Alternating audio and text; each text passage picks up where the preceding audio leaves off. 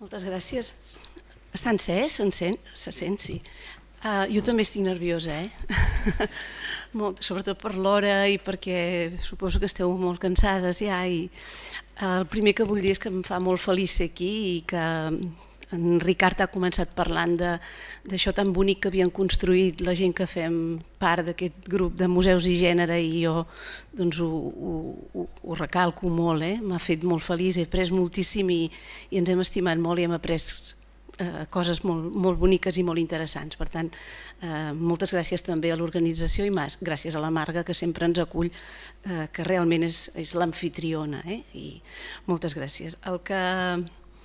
El que intentaré exposar tan breument com em sigui possible és de quina manera hem forjat una exposició que ja hem tancat, vàrem tancar-la el diumenge passat, que es basa d'alguna manera en els objectes més inèdits de les col·leccions del Museu d'Història de Girona, en conjunció amb alguns objectes que no venien de les pròpies col·leccions, dels propis fons del Museu d'Història de Girona. Ara intentaré explicar una mica quina era la idea aquí darrere. Sí que és veritat que l'exposició no anava de dones directament, però sí que és veritat també que jo ja és gairebé de formació professional, però que jo poso la mirada de gènere, intento fer-ho almenys a totes les coses que faig. Per tant, intrínsecament sí que és una exposició d'història de les dones i que sí que és una exposició que parla de dones. Almenys això és el que hem intentat i em sembla que ens ha sortit una miqueta. La primera imatge que us he posat és amb la cita d'on va sortir el títol d'aquesta exposició, de Carla Rahola, un dels grans intel·lectuals de la Girona de la primera meitat dels inicis del segle XX. Carla Rahola va ser assassinat l'any 39 per les tropes feixistes. Carla Rahola va escriure, era un home de pau, era un home de bé, i ell va escriure, parlant de què era fer història, va escriure la frase que teniu en pantalla: la història és la noble curiositat per les coses que foren. Per tant, arrel d'aquí vam començar a forjar la idea de l'exposició va sorgir abans, però el títol ens va donar la pauta cap on anar, cap a trobar a satisfer aquesta curiositat per les coses que han sigut a través dels objectes de les col·leccions del museu, com us he dit. Alguns dels objectes ja els teníem exposats i continuen exposats. Per exemple, veieu aquí al fons l'àngel. És un àngel molt curiós, és l'àngel que feia de panell de la catedral de Girona, de la catedral barroca. És un element fet l'any 1768 que va perdre el cap. El tenim decapitat. La història de per què va perdre el cap també s'explicava a l'exposició. Ara, a sobre la catedral, en el campanar de la catedral, n'hi ha un altre d'àngel. Però tenir un àngel decapitat com a element, jo considero que, i quan hem fet l'exposició hem considerat que és un dels elements més importants de totes les col·leccions i de tots els fons del museu, tot i que estava exposat, però no tenia prou rellevància de la manera que el teníem exposat, ara l'haurem de refer també, però és un àngel decapitat, diu molt, és una escultura decapitada, sense cap, i diu molt, això per nosaltres diu molt. Els conceptes pels quals hem partit amb aquesta exposició és mostrar aquests tres punts que us he posat en pantalla. Proposar una història des dels marges, o sigui, explicar aquestes històries que malauradament no s'han explicat i que no es contenen en els manuals i que normalment no sorgeixen en els relats convencionals i menys en el relat convencionalíssim que tenim actualment en el Museu d'Història de Girona i també segurament en el Museu d'Història dels Jueus. Tot això és revisable, òbviament. Convertir els objectes de les col·leccions en subjectes del relat i establir un nou relat històric i social i cultural de Girona, de la ciutat, posant al centre les dones, buscant les seves experiències i a partir de les seves experiències parlar d'aquestes històries. Us he posat un batibull d'objectes que formaven part de l'exposició, una exposició absolutament dispersa en quant a elements que forjaven aquesta exposició. Aquests objectes estaven distribuïts en àmbits i, com podeu veure, teníem des d'un quadre pintat en 1948 per Orihuel que porta per nom La gitana muerta i que intenta representar una dona gitana, un ventall de seda pintada, no sabem quina autoria té, òbviament, ni com ha arribat al museu, ni per què estava posat en un racó dels calaixos del fons guardats del museu, ni qui l'havia utilitzat, ni quina propietat havia tingut.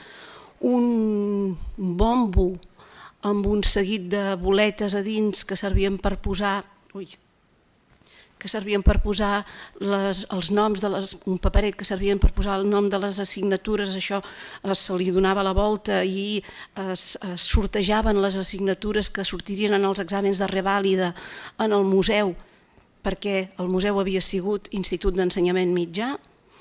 Unes rajoles del segle XV amb un escut de la família Sarriera, una de les grans famílies de la burgesia, alta burgesia de la Girona medieval del segle XV, una còpia de l'anell segell de la comtessa Ermessenda de Carcassona amb el seu nom escrit en llatí i en àrab, l'original es conserva al Museu de la Catedral, un ordidor de cinteria estret provinent de la fàbrica Grover, una fàbrica tèxtil que ja en parlarem després, però que sí, Carles va tenir un 89% de personal femení treballant durant els gairebé 100 anys en què va estar funcionant, gairebé el 89% eren dones treballadores a la Grover.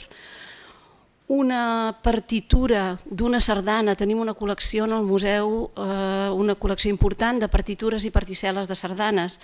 Una partitura de sardana escrita per una dona a l'any 1960, Teresa Sunyer, en tenim poques escrites per una dona, i una cadira d'inspecció ginecològica que sembla més un instrument de tortura que res més, que procedeix de l'Hospital de Santa Caterina de finals del segle XIX, començaments del segle XX, que tampoc sabem com apareix en els fons del museu. Per tant, el que vam fer va ser anar als magatzems i escollir els objectes a partir dels quals volíem confegir aquesta exposició que ja havíem decidit que es diria les coses que foren per al nom que li dona a la història Carles Rahola.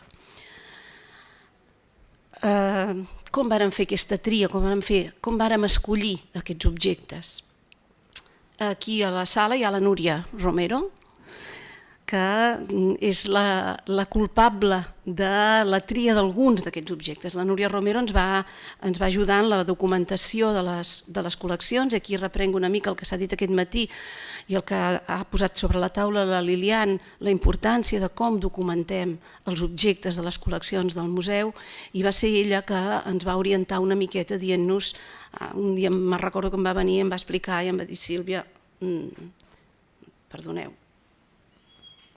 ui, què faig? Què estic fent? No puc anar enrere. Aquí. Com vaig enrere? Ui, perdona, sí. Va ser la Núria que em va dir: Sílvia, tens una gitana morta que és una cosa brutal i s'ha d'estudiar bé, i tens unes rajoles del Sarriera, que no sé què hi pinten en un casal que havia sigut de la família Cartellà, i per tant posem-nos a pensar tot això. I per tant vàrem triar els objectes no pas d'una manera atzarosa, sinó d'una manera intencionada. Molts d'aquests objectes que hem vist en la diapositiva anterior, no tiro enrere perquè després m'embolico i no sé anar i perdo el temps, molts d'aquests objectes estaven molt malmesos, òbviament hem hagut de fer un procés previ de documentació, de recerca i de restauració d'aquests objectes. Això també ens ha servit per adescentar les col·leccions del museu. Aquests objectes varen ser triats d'una manera molt intencionada, sapiguent bé què volíem explicar a partir d'aquests objectes. Vàrem documentar-los i vàrem intentar explicar les històries que hi havia darrere aquests objectes, i una cosa molt important que ha forjat i que ha format part d'aquesta exposició. Sense aquesta exposició no seria el que ha sigut, sense això que diré ara, que són els textos. Confiar en el text, en el relat i en el que descriu. Uns textos molt llargs, a la sala n'hi havia només un fragment, però vàrem encarregar, per cada àmbit vàrem encarregar un text a una persona diferent. Gent diversa, que venia de mons diferents. Aquí tenim a la Rosa Maria Gil, que ha vingut també a la sessió i és autora de 2 dels textos, de 2 dels àmbits d'aquesta exposició, perquè la voluntat era aquesta, era que gent de fora del museu i gent de fora de l'àmbit del que estàvem treballant interpretés aquests objectes, interpretés els objectes en relació entre ells i en relació a alguna cosa. El gènere ha sortit pràcticament en tots aquests textos. Són uns textos excel·lents, sense els quals l'exposició òbviament no hauria sigut la que ha sigut. I per tant és important aquest confiar en el text que relata i que descriu i que ens guia en aquesta exposició.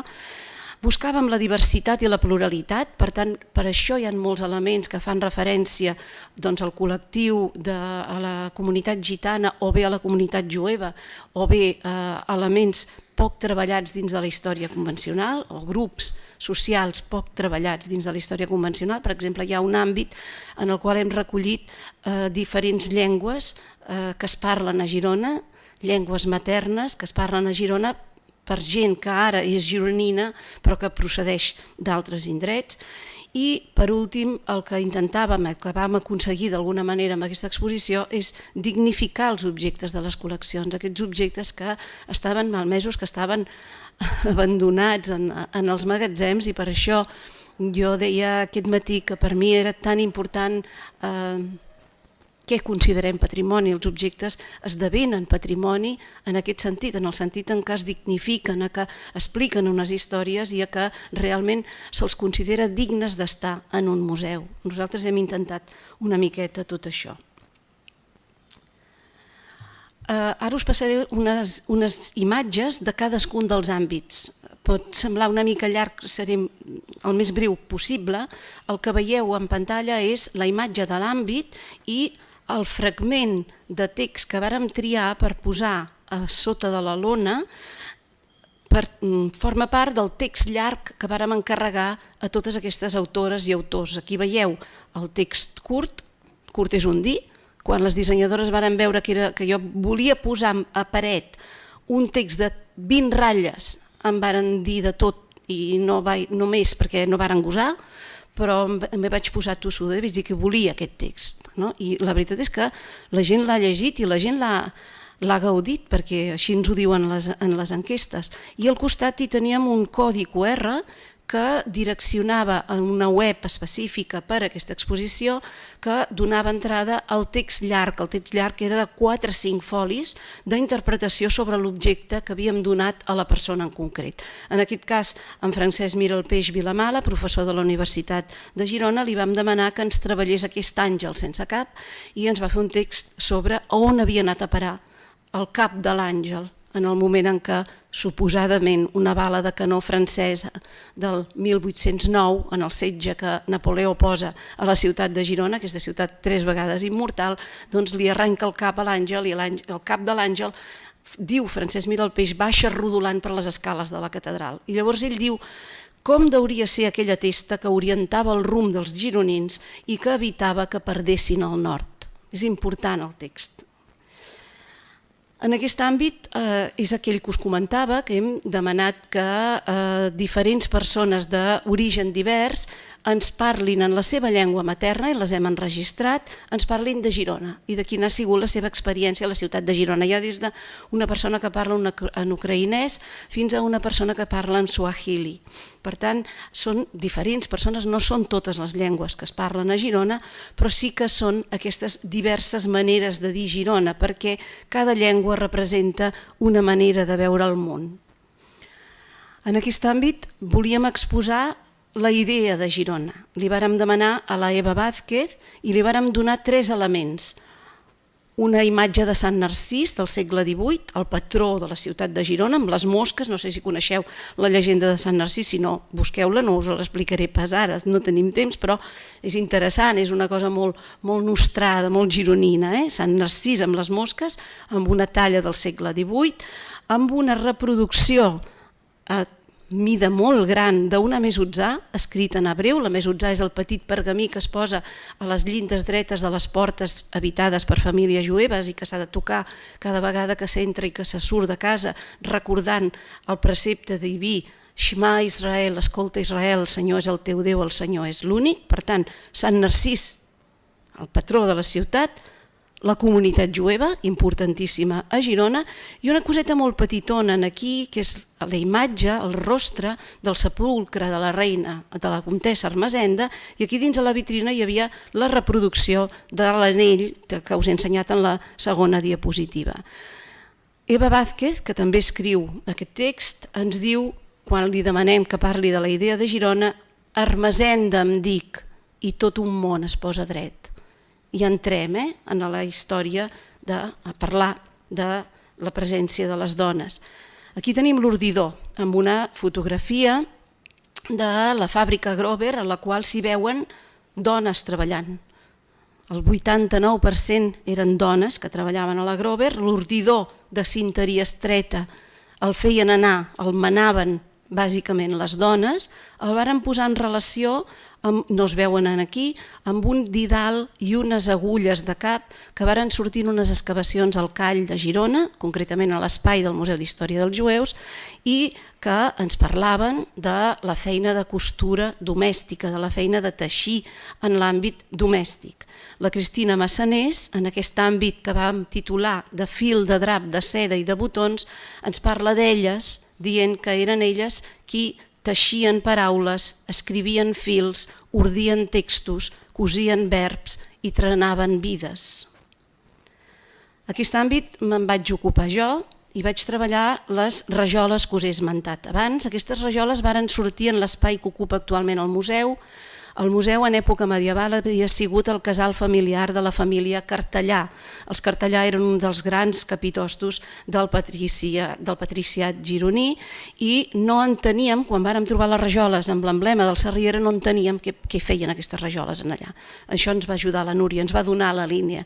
La Núria, i vam començar a investigar i realment ens vam adonar que a finals del segle XV Elionor de Sarriera, pubilla de la família del Sarriera, casa amb Arnau Benet de Cartellà, senyor del casal dels Cartellà, que ocupava l'indret que ocupa avui el museu.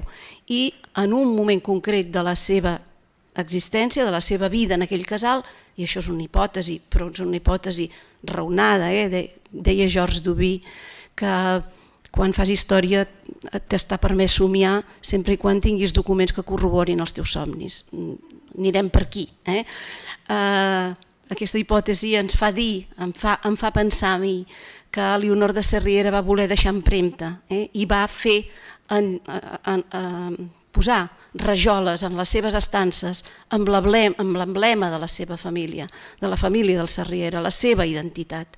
I per això dic, elles actuen i tot va endavant, les coses, les llars i el món.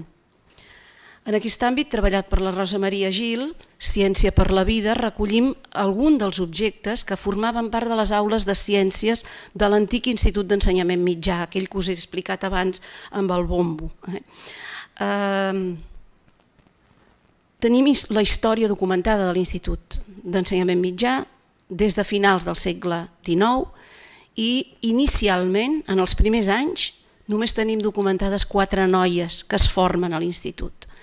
I Rosa Maria Gil ens diu: valentes i animades a creuar una frontera com a noies, estudiant i excel·lint en un món d'homes. Aquestes són les primeres noies que treballen, que estudien i que es llicencien a l'Institut d'Ensenyament Mitjà, que es graduen, perdoneu. En aquest àmbit apleguem la sardana valenta, que us he ensenyat abans, amb una gramola i amb un acordió que tocava un senyor cec que acompanyava les comparses de gegants i de capgrossos els dies de la festa major per als carrers de Girona. I aquest àmbit treballat per l'Anna Costal Fornells, ella ens diu a l'any 1960 Teresa Sunyer va traspassar la línia vermella i va compondre una sardana.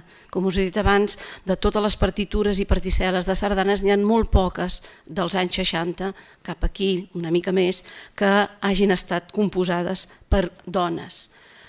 Aquest àmbit, que també el treballa la Cristina Massanés i Casaponsa, li vam donar un retrat d'una de les bàrbares. Les bàrbares eren les dones que en la Guerra de la Independència, la Guerra del Francès, el 1809, es varen constituir en batallons per tenir cura de la vida a la ciutat de Girona. Es van constituir en batallons perquè Álvarez de Castro les va fer constituir com un batalló d'homes i va anomenar comandantes i sargentines i dones del batalló, però en realitat el que feien les bàrbares era sortir al camp de batalla una vegada havia passat la batalla, recollir els ferits, alimentar les criatures, vigilar que les persones grans no es morissin de fam i en una ciutat sagnant i sangolenta com devia ser la Girona del setge de 1809 tenir cura de la vida. Tenim els noms, tenim els retrats d'aquestes dones i no se'n parla en la història de Girona. Es parla de la Guerra de la Independència, es fan les recreacions dels setges i no es parla de les bàrbares. Ara n'anem parlant cada vegada més, no? Des de que estem treballant ja molt el gènere en el museu, però tenim el seu retrat. Artísticament no val gaire, pobra, no queda gaire afavorida aquesta senyora, però la importància del seu paper en un moment concret, fàctic de la història de Girona, sempre vist, sempre des d'una perspectiva absolutament masculina de la guerra i de la lluita, doncs fa dir a la Cristina aquesta frase preciosa de dones coratjoses que han dut a terme pràctiques de pau en un context de guerra. En aquest àmbit, també treballat per la Rosa Maria Gil, parlem de les arts delicades, d'aquell ventall que dona el batec a l'aire, d'aquesta cadira noucentista que parla del repòs i de l'autoritat i d'aquestes rajoles que aporten llum i decoració dins de casa. Són les arts delicades, són aquests espais domèstics en els quals elles també intervenen de manera molt directa. A l'àmbit en el qual hem posat el retrat de la gitana morta, hem utilitzat també altres imatges de gitanes pintades per pintores, en aquest cas, aquest retrat és d'Orihuel, un senyor, aquest és d'Emília Xargay i aquest retrat és de Montserrat Llong. Però és cert, miren les altres, què passa amb el col·lectiu gitano a les nostres ciutats i què passa en els museus d'història amb el col·lectiu gitano. La ciutat de Girona té una comunitat gitana de més de 350 anys d'història i no apareix enlloc. No en parlem en els museus. És molt humil això que vam fer. Amb això no tenim resolt el tema de la comunitat gitana, però sí que és cert que gràcies al text de l'Eva Vázquez ens diu són aquí però no tenen nom, elles hi són les gitanes, però aquestes dones no representen les gitanes reals. Aquí m'aturo un momentet, vaig aconseguir que vinguessin 15 noies entre 16 i 19 anys de la comunitat gitana de la Font de la Pólvora de Girona, van venir a veure l'exposició i van venir a escoltar una conferència feta per Mercedes Porras, advocada gitana, que ens va venir a explicar la situació de les dones gitanes a la Catalunya actual. Aquestes 15 noies es van plantar, jo les vaig plantar davant d'aquests retrats i els vaig dir, us diuen alguna cosa? I ens van dir en absolut, segur que els han fet persones que no saben què és una dona gitana. Per tant, és una mica també aquesta voluntat de mirar les altres. En aquest àmbit que vam demanar que treballés en Manel Forcano, parlàvem de paraules divines i per parlar de paraules divines parlàvem dels textos que parlen de les paraules divines a la ciutat de Girona, per una banda el Talmud, per tant el gran treball, la gran dialèctica de la comunitat jueva, el gran treball intel·lectual de la comunitat jueva als segles XII i XIII. Tinc una mica de temps encara? Sí, és que ja vaig ràpid, ja estic acabant. I d'altra banda el Beatus. Beatus, el llibre que conté la imatge i la descripció de l'Apocalipsis, es conserva, aquí teníem una còpia, es conserva a la catedral i el Beatus està il·luminat per una dona, Ende, i ens deixa el seu nom, un llibre fet abans de l'any 1000 i Ende escriu al final Ende Pintrix et Dei Aiudatrix, Ende pintora i ajudant de Déu, soc jo que he il·luminat aquestes paraules divines. Manuel Forcano ens diu: Girona era una lleixa, una biblioteca, una escola, un indret d'estudi, un debat. En aquest àmbit, amb aquesta cadira que us deia que semblava un instrument de tortura, la Marta Marín Domine ens parla de què passa amb el cos femení, de quina manera es treballa, es tracta el cos femení des de la condició masculina, no? I què passa quan deixem de parir assentades i passem a parir estirades perquè als senyors els hi convé més. Faig un resum molt ràpid per dir això, però anava per aquí el text de la Marta i ens diu: el femení és un misteri, van dir els savis, i exiliaren el cos de les dones a la nit. Aquest és ja el penúltim àmbit. José Antonio Donaire parla de què passa quan aquesta ciutat que té aquest boom turístic, no sé si coneixeu Girona en temps de flors, per exemple, segle 2012-2013, és una bogeria de turistes circulant per la ciutat de Girona, de què passa quan aquesta imatge fixada com un tatuatge, com un grafit, com aquesta Girona turística, com aquesta Girona meravellosa, què passa quan aquests somriures s'amaguen rere les mascaretes i ens quedem sense aquest turisme. I aquest últim ja, aquest seguit d'elements de rebuig varen sortir en una volta de construcció i per tant són objectes de ceràmica del segle XVIII que havien estat reutilitzats per farcir una volta i que segurament havien estat considerats durant molt de temps runes, element desitjable, em surt en castellà tant se val perquè vaig molt de pressa, però Francesc Miralpeix ens diu: els objectes com a runes, com a pols de la memòria desenterrada, aquests objectes que deixen de ser runes per ser ruïnes perquè decidim incorporar-los dins del discurs del museu. Fins aquí el que és l'exposició i ara us voldria molt ràpidament només fer un seguit de conclusions. Hem partit de les dones com a focus principal del relat i són sempre, potser amb l'Àngel no, però en tots els altres elements hi són. Hem intentat projectar una Girona plural, diversa i oberta al món. Ens n'hem sortit força perquè el problema amb aquesta exposició inicial que vam veure ràpidament va ser la de caure en el localisme i en el provincianisme i en el mirar-nos excessivament al malic, cosa del qual no estem exemptes i ens passa sovint. I hem intentat connectar la ciutat i el seu passat amb conceptes universals.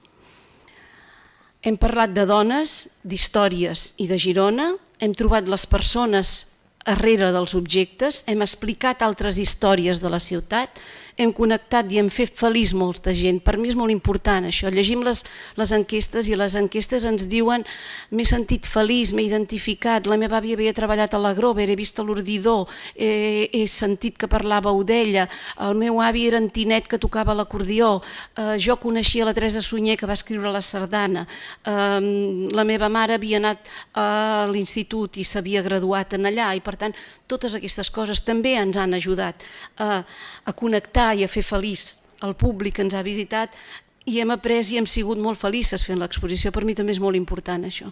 Tot l'equip ens ho hem passat molt bé i ja per acabar dir això, que les hem trobat a elles, que havien estat oblidades i n'hem fet noves històries, hem parlat des d'elles i amb elles com a punt de partida i amb aquesta frase final que també encapçalava, en aquest cas encapçalava l'exposició, de Hannah Arendt: l'existència humana és una existència condicionada i seria impossible sense les coses. I ja prou. Moltes gràcies.